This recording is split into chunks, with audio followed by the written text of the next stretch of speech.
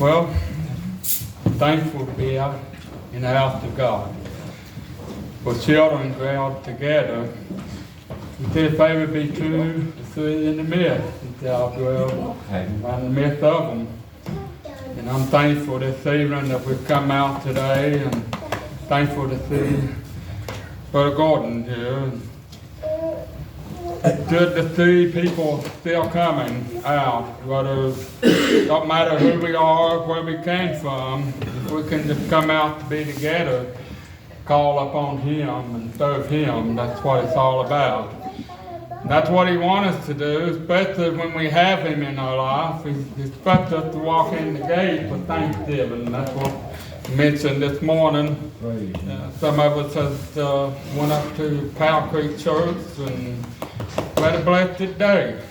I believe so, and we're thankful for being up there. And I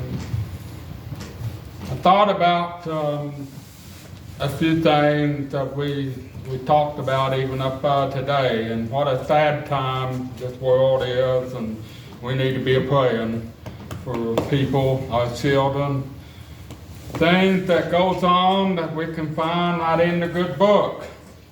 One time, and there was a young king, and when he was risen, they have already put everything in storage. They put everything back. They didn't want to follow God's commandment to do anything. And when that young king risen, he walked into the room, and now he seen and started reading God's laws and started realizing that there was something important about it, and he brought them back. That's the way that it works with men. Men don't understand. They think we're foolish. When we get up and preach the things that we say, they say that we hate.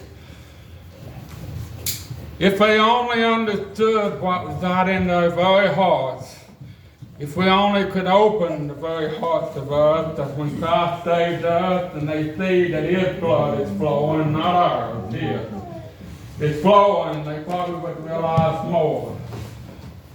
But it takes that very priesthood to come down out of heaven, that very faith that's given unto men to hear the words of God and to believe them. And to believe them, they have to have faith. Faith can be a grain of a mustard seed, and that mountain can be moved. If you have that faith, it'll move it. But it'll move the whole hill of your sins away and wash you and be sanctified right into the blood of Christ. But I'm thankful today that we have a Savior that's already done built that church upon the kingdom, that we don't need these earthly men trying to establish something else. They think with Paul because they think that it's better their ways. It's never. It's been proven through these lands. Even when Moses came off the hill with these tables there with his commandment, those people were doing things they wasn't supposed to be done. They would worship other gods, and it was not for them to do so, because there is no other God except Him. He's the only God. He's the living God. He's the just God. And that's what Brother Nate talked about this morning. A God that is alive and well today. Every God that we see throughout the kingdoms of this world is none of the gods that ever lived here. And I know that they're over there trying to say that it's all right to kill man, that it's all right to stone them.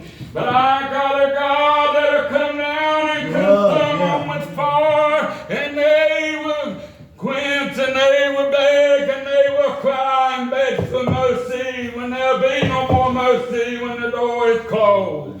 And I'm glad that that trumpet of the Lord shall sound, and the dead in Christ is going to get up.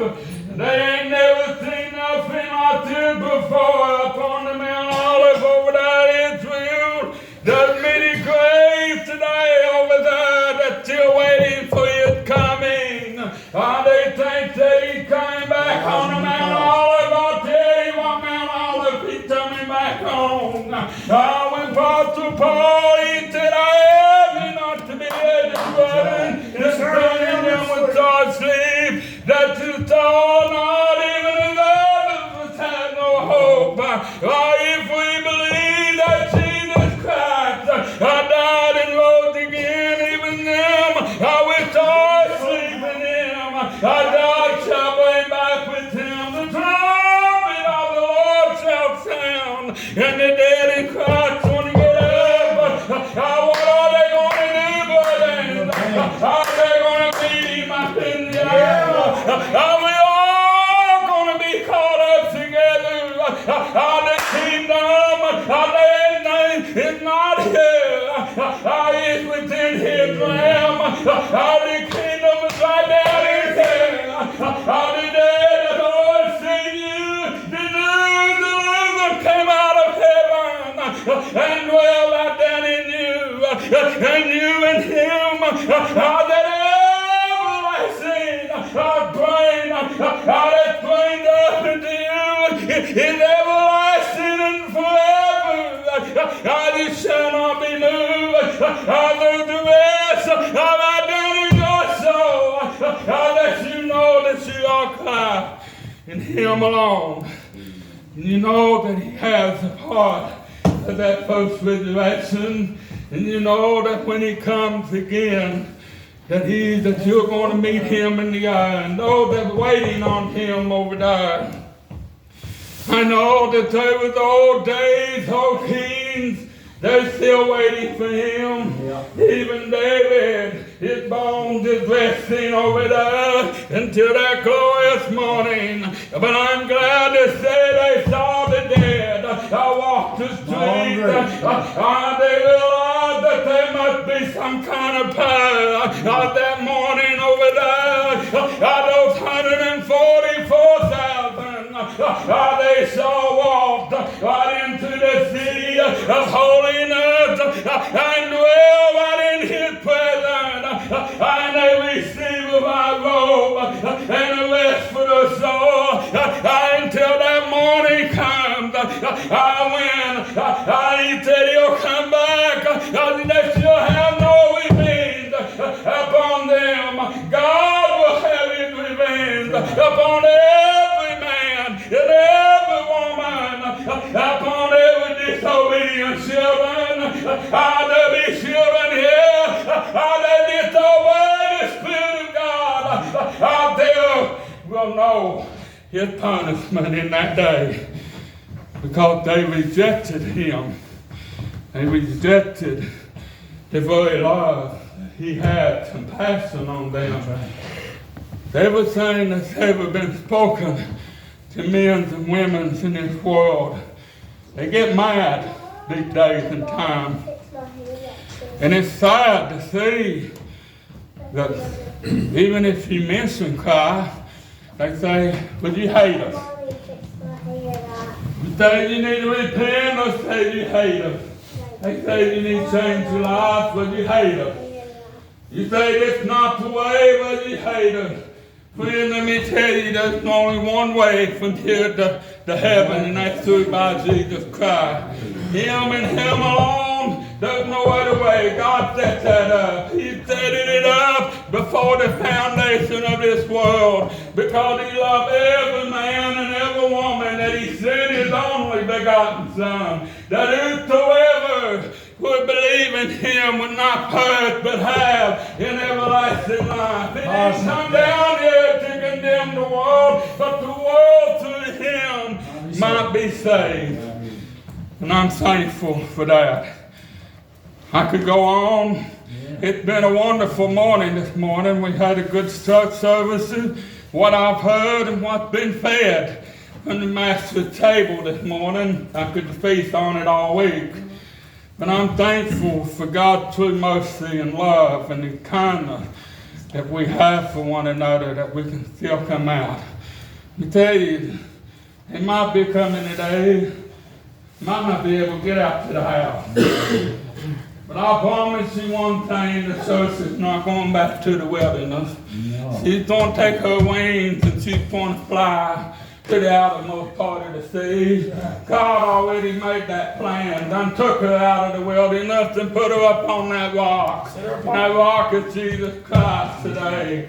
We dwell upon him where the feet shall not meet no more in these buildings here in this world. We still shout, we still sing, and we still worship him in truth and spirit of God. And when that day comes, it'll be the greatest day, the greatest victory. All the suffering and all the pain, all the heartaches and all the sickness, all the growing old, all the crippled, the blind, everything that we face in this world, joy is coming in the morning. That's the greatest gift that every man and every woman would ever have. Now, I better hush. It's been good. It's been good. It's good to eat a little bite of bread from heaven. I had no idea. I don't confess to stand up here and write a big scripture out. I confess that I stand up here because God saved me. And he called me to do something. And when he calls me to do something, you ought to obey his voice and do what he asks you to do. To go out and tell men and women, warn them from the wrath to come. Let me tell you something. I dreamed of the night when this world was on fire, and I thought I wasn't going to leave this world neither. But oh, when I cried of mercy unto Father, that mansion that set up on the hill, the steps that was torn up to that beautiful place, every step that I took to get to that door, and that door swung open. It was the most beautiful outside you should ever see. I'm waiting for the morning to come. When that day will come. When I enter into that door, Christ will be right there with me. I'll not go by myself. I'll not walk through the valley without the great shepherd. He'll lead me, he'll guide me. Though I walk through the valley of shadow death, I'll feel no evil. Why? Because thou art with me. Thy rod and thy staff, they do comfort me. And on my head is whole, my cup runneth over. Joy and goodness and mercy shall follow me all the days of my life. And David knew who his shepherd was. When he looked over the hill, he seen his help come. He knew to dwell on in his time of trouble, in his heartache, when he was weak and lost and alone. He knew who his help came from. I believe every child of God ought to know that. I believe he knows where the help comes from. Even if we didn't have nobody left, we sat alone by ourselves, we still know where help comes from. I do. I sat by myself and I talk. Have a little talk with Jesus. He's not alone. He's right there, right beside of you. Rejoice in his name. No matter what you go through in this life, he is truly, truly good. He's truly good. Now, I know we have a prayer list. I know Brother Jerry is sick. He had COVID. Brother Daniel. Sister Valerie Akers, she's in the hospital, has a bad infection. Brother Charles Hall, we just baptized him. He had Thursday, I think he had Thursday, or had biopsy done or whatever, and cancer. And Brother Gilbert Potter, and Yvonne Stevens. But we can probably Larry Conley, Terry Ison, Clinton and Irene Moore, Patsy Sweeter, Vernon Sloan, Kinsley Lester, Charlene Meade, Juanita Bailey, Bonita Wells, Jackie Conley, Murray Shepherd, Will McCall, Jennifer Ison, Warren Johnson, Scotty Ison, Lisa Music, Deb Sloan, Carol Stunt, B.J. Jones, Glenn Ison, Jenny Miley, Drexel Hall, Harley Jackson, Levi Hale, Diane Case, Jeremiah Swigger, Marty Sloan, Bonita Compton, Eddie Mead, Clovis Mans, Nathan Jacobs, Jeff Brown, Elwood and Carolyn Robbins, Darby Nan Hamilton, Johnny Patrick, Frank Geraldine Newsom, Sandra Brown, Jamie Barnett, Rick Pack, Loretta Thacker, Steve Park, Glenda and Billy Ross Hopkins, Opal Reynolds, Cody Akers, Becky Howe, Jimmy Sloan, Charles Howell, Tracy Talbot, Mona Newsom, Paul Watson, Valerie Cecil, Chip Sayers, Glenna Call, and Etta Mae Sloan. Denver Rice. And thanks everybody praying for. Yeah. Thank you, thank you, thank you. Remember brother, Carl and Barb, so, Sister Barb's sister passed away this morning, I'm not sure what the arrangements are. Which one's that? Mary Jean Newsom Graham, yeah, That the one lives away from you? they got her, gonna have her at Jones and Preston Funeral Home, Pikeville. Anybody else have any part? Glenn and Barbara Frazier. Glenn and Barbara Frazier. Yeah. Brother Glenn and Sister Barb, they were friends of this church. Remember the families of the two men that lost their life over in Martin County. Amen, brother. Remember Bud Gordon and his family. Wife. Well, tell you what we'll do, the same song.